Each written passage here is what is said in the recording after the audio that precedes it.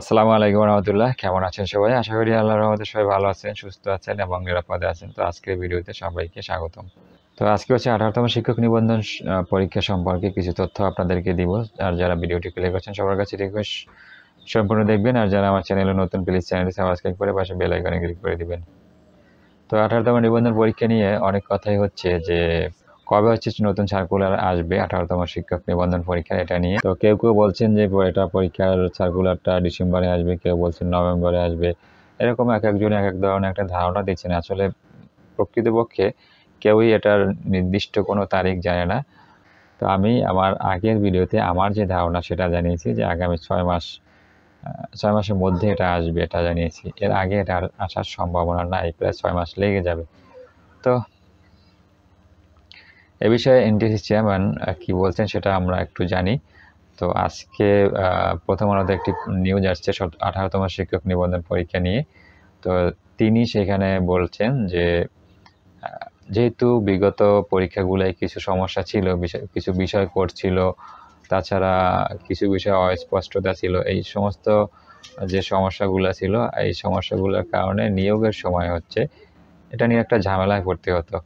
তো এখন এই যে পিছনে যে ঝামেলাগুলো ছিল বা কোডের বিষয় ছিল, যে অস্পষ্টতাগুলো ছিল, এগুলার সংশোধনের কাজ চলছে।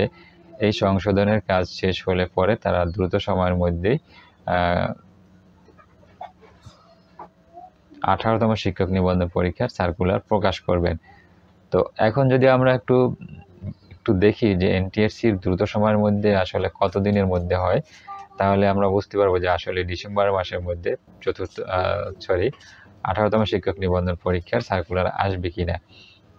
তো আমরা দ্রুত সময় বলতে যেটা বুঝি সেটা হচ্ছে যে তাড়াতাড়ি মানে এমন হয় যে কোনো ক্ষেত্রে 1 দিন, 2 দিন, 5 দিন বা সর্বোচ্চ আমরা যদি ধরি, মানে তাহলে ওটা আমরা 1 মাস ধরতে পারি।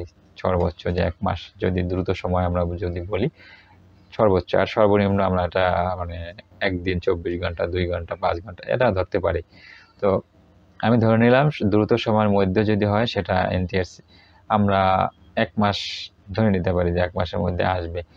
তো আসলে বাস্তবে এনটিএসসির দিক থেকে এই দ্রুত সময়টা আপনি যদি কোনোভাবেই গেস করতে পারবেন না যে এটা কত দিনে হয়, 1 মাস, 2 মাস, 6 মাস, 9 মাস, 1 বছর না 5 বছর।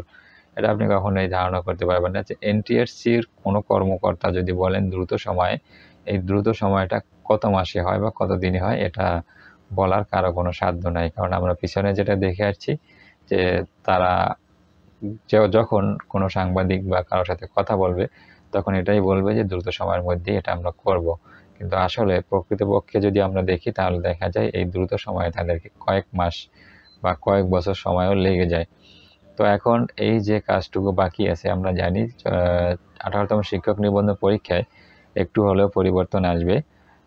সেজন্যই এই সেই পরিবর্তনের ক্ষেত্রে যে পরিবর্তনটা করা দরকার নীতিমালায়, সেই পরিবর্তনটা করে তারপরে 18তম শিক্ষক নিবন্ধন পরীক্ষার সার্কুলারটা আসবে। তো সবকিছু মিলিয়ে আমি কখনোই মনে করি না, এখনো মনে করি না যে এই ডিসেম্বর মাসের মধ্যে 18তম শিক্ষক নিবন্ধন পরীক্ষার সার্কুলারটা আসবে। তাছাড়া ডিসেম্বর মাসে কিন্তু নির্বাচনের একটা বিষয় আছে দেশে। তো এই নির্বাচনের মধ্যে যে একটা সার্কুলার দিবে এটা বিশ্বাস করা আসলে বোকামি। তো যাই হোক, এখন দেখা যাক কি হয় শেষ পর্যন্ত। এনটিএসসি চেয়ারম্যান যেটা জানিয়েছেন যে তারা দ্রুত সময়ের মধ্যেই এটা দিবেন 18তম শিক্ষক নিবন্ধনের সার্কুলার। তো সেটা কত দিনের মধ্যে তার দ্রুততম সময় হয় সেটাই হচ্ছে এখন দেখার বিষয়। তো সম্মানিত ভিউয়ার্স, আমাদেরকে অপেক্ষা করতে হবে আরও, যারা 18তম শিক্ষক নিবন্ধন পরীক্ষার জন্য অপেক্ষা করছি আরও অপেক্ষা করতে হবে, এবং কতদিনে সেই অপেক্ষার পালা শেষ হয় সেটাই হচ্ছে এখন দেখার বিষয়। তো শেষ করছি আজকের মতো। ভিডিও ভালো লাগলে লাইক, কমেন্ট, শেয়ার করবেন। সবাই ভালো থাকবেন, সুস্থ থাকবেন এবং নিরাপদে থাকবেন এই প্রত্যাশা। আল্লাহ হাফিজ।